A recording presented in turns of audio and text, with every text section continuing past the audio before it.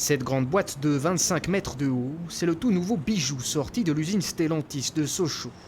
On l'appelle le Transstocker, un magasin entièrement automatisé, petite révolution dans la logistique de l'entreprise. On a 4 grandes travées, des grandes grues, 4500 emplacements. On est capable donc de stocker 4500 palettes, ce qui représente une bonne production journalière. Rétroviseurs, volants, composants électroniques. Au total, le Transstocker avale et recrache plus d'1 million de pièces tous les jours. Donc voilà, on voit bien que les palettes là partent se faire flasher.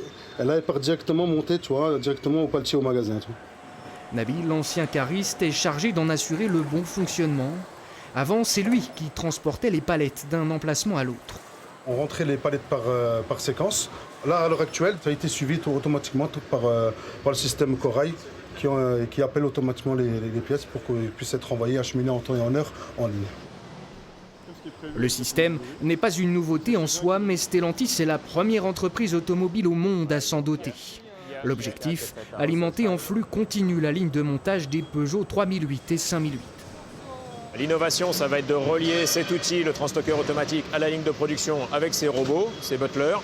L'idée, c'est d'amener la bonne pièce au bon endroit, au bon moment, la pièce dans la main, pour faciliter le travail de fabrication, pour accélérer le flux de pièces. L'outil devrait permettre de soulager certains travailleurs, mais une question se pose, y aura-t-il des conséquences pour l'emploi? À Sochaux, les syndicats préviennent. Il va falloir penser au reclassement, d'une trentaine de salariés qui seront plus sur des cars à fourche. Donc il faudra bien les reclasser sur autre chose et nous, ça sera notre cheval de bataille. Il va falloir impérativement trouver des solutions pour ces salariés. Le Transstocker devrait être à 100% opérationnel d'ici la fin du mois.